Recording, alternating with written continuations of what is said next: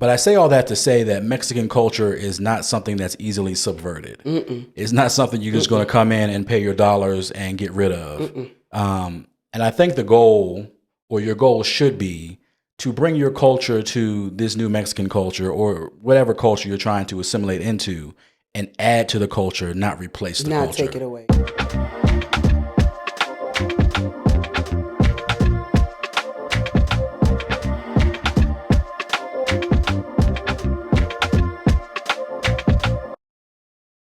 Welcome back to the 7997 podcast. We're Chris and Jackie, your hosts, where we every day, every episode, we're just trying to get closer to each other and hopefully closer to you. Without killing each other. I mean, sometimes it's a side effect. You got to do what you got to do. But Welcome, we've survived everybody. so far. Welcome, everybody. So this week we're talking about gentrification. I think, as Black folks in America, you're usually, familiar with gentrification in some way. It's generally hit you in one of your communities somewhere in life. And we live in Mexico now. And the thought is, are we actually gentrifiers to Mexico? Are we coming in? Are we raising prices? Are we trying to shift their culture out and replace it with our culture? Are we having a negative impact? Right. Because I think there's a lot of conversation about this online with, our light-skinned cousins in, Puerto Vallarta, where they, literally bought a place next to a restaurant and are mad because the restaurant is loud. That's where you purchase, sir. Why are you upset? And now they're trying to move the restaurant out. Right, trying to get it shut down. Right. So, the question is, are we gentrifiers? Is that even our intent? Is that a thing that we're trying to do? Are we trying to escape gentrification in our own place to go gentrify someplace else? Right. But I think Mexico is a unique culture in that, just like in America, it's been colonized, right? So the Spanish colonized Mexico, and that, I think of colonization as a step beyond gentrification of not only am I bringing my dollars to influence you, but I may bring guns. My power, my force, right? My force, my power, aggression to kind of strip your culture and bring my culture in replacement. And I think Mexico has been so long out of that colonization that it's really become part of their culture, right? The Spanish culture is integrated into the indigenous Mexican culture, and what we see today is a combination of the two. For example, mariachi bands. Mariachi bands, for sure. That is not indigenous Mexican music. It floated over here, and they continue to thrive in that. Yes. They love that music, yeah. You could also say pigs. Pork. That's true. Turkey is really an indigenous meat that's kind of here in Mexico, but the Spanish brought pigs with them. Yeah. And, as we all know, pigs are delicious. Man. And they are the cornerstone of Mexican cuisine and Black folks' cuisine, too. Right. We've all kind of adopted the pig. Un chuleta, por favor. I'll accept that gentrification. Bring that with me. That's something you can kind of add to the culture. But something I think is interesting is that part of that Spanish colonization was really brought through with the Catholic Church. And the way the Catholic Church spread Christianity throughout the earth and the globe was to assimilate local cultures into it. So even though the Mexican culture was gentrified, colonized, they actually hid their original beliefs inside of the Catholic culture. So when they wove them together. They wove them together. So saints are actually representations of, Mexican. Maybe so they're gods or deities, right? Right. So they found ways to hide their culture in plain sight, which is a really interesting thing to think about, because I don't know of very many cultures that have been able to do that or even tried to do that. In America, when we got colonized here, or so say North America in the U.S., that colonization, there was no ability to hide your culture within the dominant culture. They literally slaughtered people. They literally took them out, got rid of them. There was nothing left to even try and hide in plain sight. The hints that are there as far as African culture, though, there are hints there, but we have to literally dig and, they've been uncovered more recently, you know what I mean, when it comes to food and, I think was very popular now is learning about the Gullah Geechee. And so now that we can see that it is still there, there are remnants of that, but it's definitely not on display like it is here in Mexico. Yeah. And I'm even thinking back past that to Native Americans, Most we have in the U.S. of Native Americans is like names of places, street names. A lot of that is, Native American languages. But beyond that, we don't get a whole lot of their culture, mixed in somewhere. That's true. Which is sad. They were pushed onto reservations. Exactly. And killed. So, it was a different type of colonization that happened in the U.S. Yeah, that's so true. I'm curious if there was, a chicken and the egg kind of a thing of like, they saw Spanish colonization in one place, and then when they came to the U.S. to colonize, they said, we're not going to let them exist as they want to exist. We're just going to slaughter them all. Like, was there some, thought process or plan? For the historians out there, if leave something in the comments. That's something I just kind of thought of in the moment. But I say all that to say that Mexican culture is not something that's easily subverted. It's not something you're just going to come in and pay your dollars and get rid of. And I think the goal, or your goal, should be to bring your culture to this new Mexican culture or whatever culture you're trying to assimilate into, and add to the culture, not replace the culture. Not take it away, yeah. There's something that you have to offer in being here, and it's not like you need to come in and start, I speak the language and now I, celebrate all the Mexican holidays and I have to do everything Mexican because I'm in Mexico. Yes, absorb that culture, understand it, join in where you feel like you can join in. But there's also something for you to bring to the table as well. And what you bring to the table doesn't have to replace what's there. It should, at the end of the day, add to it. Yeah. At the very least, just don't disrespect what's already here. Right. Because I think that's what, for me anyway, coming from the States, for me, that's the saddest thing as it relates to gentrification. Because we're from DC. What? DC of yesteryear is not the DC of today. Yeah. You go down to Southwest, you go even to Southeast, it is a totally different ball game, you know. But they gentrified the entire city, the whole city. We were just there recently, and we were driving to go and drop off a rental car, and my son was riding behind, so I was like making sure he doesn't get lost. We're in Northeast, going here, doing it, and then he got in the car with me once we finally dropped off the rental car, and he goes, all the people I saw today, I didn't really see any black people. Like, didn't they used to call us Chocolate City? Yeah. Son, they sure did. Yeah. That was our old nickname. Yeah. Chocolate City. Because more like a peppermint patty now. Like the chocolate is on the outside and the white is on the inside, right? Like you kind of push the people out of the city into the suburbs. Right. And I'm sure in a couple generations it'll do the opposite. They'll push them out of the suburbs back into the city. Yep. That's exactly what happens. I've seen actually a plot chart of that. If you Google search plot chart or graph of gentrification, specifically in DC, right? Yeah. You will literally see 60s, 70s, 80s. You'll see those the darker colors would represent the African American community or population, and then once we start to trickle out of the city into the suburbs in Montgomery County, PG County, right? Then you would see it get basically blacker, and then the city would get whiter. And then now it's going to have a reverse of it's going to go through another cycle soon. Which is wild. Which is wild for sure. But I know what I've loved being about being here is being able to see the indigenous cultures. Yes. You guys, after you like, comment, and subscribe, and leave us, maybe a little love token, buy us a cup of coffee or something. Buy a coffee, please. Go back to one of our other videos, because there was an Indigenous program and ceremony that happened, I want to say it was a month ago. And there's something that we don't experience in the States, because the Indigenous people, the Mexicans' cousins, they were killed, destroyed in various ways, or removed, right, and put on plantations.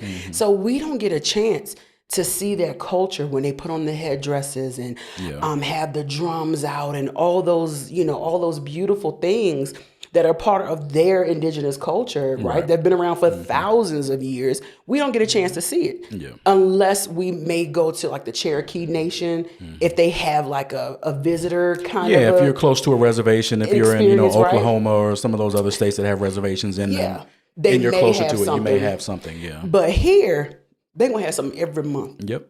And you walk around and you can either hear it because they're practicing for their events, or you can see them because they're on their way to their events, Yep. Or you're at the event itself. And it is breathtaking. Yeah. And they're beautiful. And being here has changed my view. I don't look at them as Mexicans. And I told one of our young man we met last week, I didn't really know how to express it other than I don't look at them as Mexican. I look at them as indigenous people. They're the Americans. And not even Americans. This is before America Vespucci. I mean, that's the word we had for it at the time. I'm sure there was another word. Did you hear me name drop Amerigo Vespucci? You remember that name? Yes, the person who America is named after. Okay, I'm just making sure you up on it. But before America was America, right? Before Columbus got on his boat, they were here. So I don't even call them, but indigenous. And they're beautiful. Mm-hmm. Oh my gosh, just how beautiful. And so what saddens me most about gentrification, no matter what century we're talking about, is the fact that we're missing out on seeing that beauty. Yeah. Just being, that doesn't have to be your culture, but being able to see that and understand that they are people, they belong here. Mm-hmm. And they're valuable. You know what I mean? Mm-hmm. Oh my gosh, just absolutely beautiful. Yes, I could talk about this all day, but I'm not going to cry. So we talked about sort of one phase of gentrification, which is sort of a replacement of culture. Mm-hmm. But another one is raising of prices, like outpacing the market, bringing your dollars and really ruining everyone else's dollar because your dollar is worth more than their dollar. Mm-hmm. And that's something that is tough because, number one, if you come into a new community, you don't always know what the real rate of something is. You don't know what the actual prices are. Sometimes you just kind of pay what's there. Mm-hmm. And to you, because you have more money, it seems affordable. Mm-hmm. But until you actually speak to people in the community, to the locals, you don't understand that, hey, we're skewing numbers, right? You're skewing, that's not how much that's supposed to cost. So, again, the burden is always on us to come in and figure out what exactly are those prices? What should we be paying? Mm-hmm. And there's also a burden, I think, on the people that are setting the prices. Mm-hmm. It's hard to tell someone who has the opportunity to make more money not to make more money. Say, oh, well, Americans and Canadians are coming down. They have more money. Their dollar's worth more. I can probably make another extra, 10,000 pesos a month on this rent. Or Happy New Year, your tax goes up. Your taxi is what I'm trying to Your taxi is instead of 70 pesos. It's 80 pesos. It's going to be 80 pesos, right? Really? So, I mean, there's always inflation in general. Mm-hmm. But, supply and demand is the system that we kind of say controls the prices to some extent, which means, we have an excess supply of money, which they are then demanding to get out of our pockets. Is that what that is? So it's two sides of that coin, right? There's two sides of that coin. There's, the responsibility on the outsider coming in to understand what the actual price is and what the impact is. And a lot of us have this mindset that if we come in and we pay the locals extra, we're helping them out. Right. Or, this is boosting the economy. And that sounds like it's good, but it actually doesn't make sense. It actually drives up or drives down the value of the dollar at the end of the day, particularly their dollars, their pesos, I should say. And there's also the responsibility of those who set prices, who set rents, who say how much a meal costs. Just have a respectable price. You don't have to get every dollar you can out of it at the expense of your own local economy. Yeah. So, there's a relationship, a partnership that needs to happen between those coming into the community and saying, hey, what should I be paying? And those in the community saying, hey, we're not going to tax you, right? Or what you should be paying so that we can actually keep our economy intact. Right. Right. And I think, that question of, specifically in San Miguel, this being a tourist area, and even when immigrants come to the U.S., they also head to big cities, to tourist areas for one reason or another. Either you come here because, it's a beautiful place and people like it here, or you come here because the infrastructure's already set up. The infrastructure's here and there's work here. And there's probably a community, of your specific group, right, that's already there. But like you say, the work. Right. The work too, right? The major cities is going to bring about an opportunity for a job, right? Versus those smaller communities. Yeah. So absolutely, yeah. So you always have to be careful about where you are, what you're going. I've completely lost my thought and my train of thought. Watch one of our previous episodes about aging. Yeah, is Mike Tyson the new age, the new face of aging? So what I'm going to do to get myself back on my train of thought is take a quick break. Take a quick break. We'll be right back after these messages from our sponsor. 797. On God, I ain't trying to take yours or change laws or eat your tree of life with the bite of a chainsaw or replace your Mercado with targets to aim for. Peace of mind's the only piece of the pie that I came for. And we're back. Thanks for giving your brother a break, because guess what? Sometimes you just lose your train of thought and you got to regroup. I'm going to talk bad about him later on. So I think one thing I want to look at is, sort of many cultural communities, specifically I think of it in America, but they have them all over the world, like a Chinatown or a little Haiti or a little Cuba. Little Italy. When we were in Mexico City, there was a Chinatown. Full of dragons. I don't know if it was the real Chinatown or if it was like the fake China. It didn't feel like Chinatown. It didn't feel like it was big enough to be a Chinatown. But I feel like there's another one that we didn't get to in Mexico City. I don't know why he think they was hiding it. How do you hide a neighborhood? Well, just we weren't in the right place for the neighborhood. We were very close to downtown, and there was like one street, and it was all Asian themed, but there was no Asian people there. It was it was odd. Off. If y'all know where I'm talking about in Mexico City, it's right off one of the big buildings in the park, and like an alleyway. Yeah, there's big shopping there, and then you go down to LA. I don't remember the name of it either. Yeah. Oh my Lord. But it really wasn't. It didn't feel like it looked in.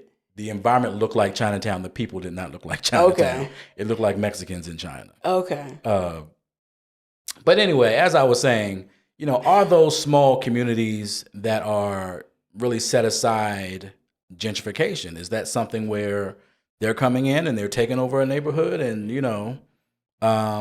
keeping others out? Mm-hmm. And I think my viewpoint on it is, and the situation is probably different depending on where you are in the world.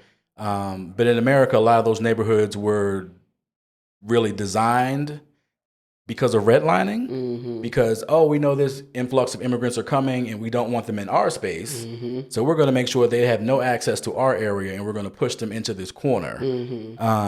But I think as a point you just said. Neighborhoods in Brooklyn. Right. Were very much like that. Right. And there's some areas like even, for example, in D.C., where Black people were allowed and where Black people weren't allowed. Right. I mean, it's very interesting when you can look at it almost like a board game and you can see what pieces are supposed to be where. Yeah. Right. But we weren't the ones controlling that. Right. Mm-hmm. And it almost becomes a setup for future gentrification, because we're going to push you into the small corner, into some place that has no value. And your culture is going to bring value to that space. Mm-hmm. So your community is going to get together. You're going to enhance it. You're going to build it up, build a community, build things that attract people, restaurants, food, attractions, just general lifestyle. And then we're going to look over there and see, oh man, you Chinese guys got a nice little area over there. Right. Rent's kind of low too.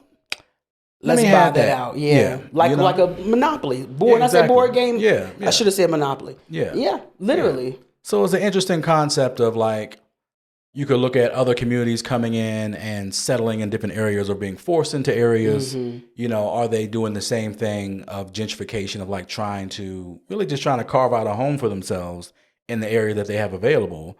But it really ends up becoming a future setup for someone else to come right. I'll say someone else. We know who we're talking about. Well, I shouldn't even say that. I shouldn't even say it's just white people, because that's what I'm inferring. But it could be anybody. It's generally whoever has more money. Who is empowered to kind of come in and take. Controls the money. Right. And who may even control the city council and, who the aldermans or, so whoever's in power, whether that's behind the money or behind the political power. Right. Power that pen. Right. And that's the sad thing for me. Because people just trying to survive. Exactly. You know what I mean? People just trying to survive. Yeah. And at the very best, we like to thrive as well. without looking over our shoulder, and one of the boogeyman is going to come and take our churches, temples, synagogues? Yeah. Are you going to come and try and take, that block that had all of my resources? Are you going to come, like even in Harlem, come to Harlem and go, you can't have street vendors at such and such block or on such and such block. It's like, baby, that's the culture. Right. A couple of years ago, they tried to take down Go-Go in DC. Are you kidding? That's the heartbeat. Go-Go is the heartbeat of that city, musically speaking. Yeah. But you want to exit out like our light-skinned friend in Puerto Vallarta. Yeah. So it's like, when is enough enough? Right. How much more do you need to take? I know I've even in South Africa, you cut a corner and then there is a Starbucks. But right here, you also have a desolate community. Where were you why can't we uplift these people? Right. You know what I mean? Like you say, can we add to instead of taking away? But add to meaningfully. Don't come and build a Starbucks and say I'm gonna hire them. Thanks. What about come and invest in the businesses they want to have in their community? Correct. Right. Yeah. How about you? Yeah. Yes. Invest in them. Educate them and invest in the schools and things. Yeah. My goodness, how much is enough? And what I know for me, being in another country, I don't want to be that person. I don't want to be those people that come and just take. Yeah. I really, really don't. For us, is the start of a conversation. We want to hear back from you guys. And as much as y'all been commenting, I know we will hear from you guys for sure. How are your feelings on, Americans coming down to Mexico? Or moving any other place, or moving right? anywhere. Like, as people in general move throughout the world, as the world becomes a lot smaller, as we, hopefully more of us are making more money, we're able to kind of be more mobile on this planet. How do you come into communities in a way that is gracious, that is respectful, where you're not coming in and tearing down, you're not replacing, you're actually adding to and bringing more to the table.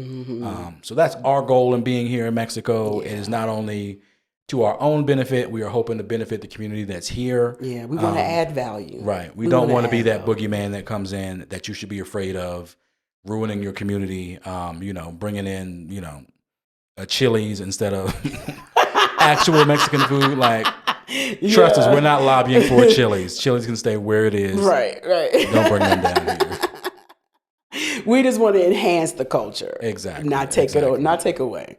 Exactly. No. So as always, like, share, subscribe, watch another video, buy us a coffee. Share. Tell a friend. Share.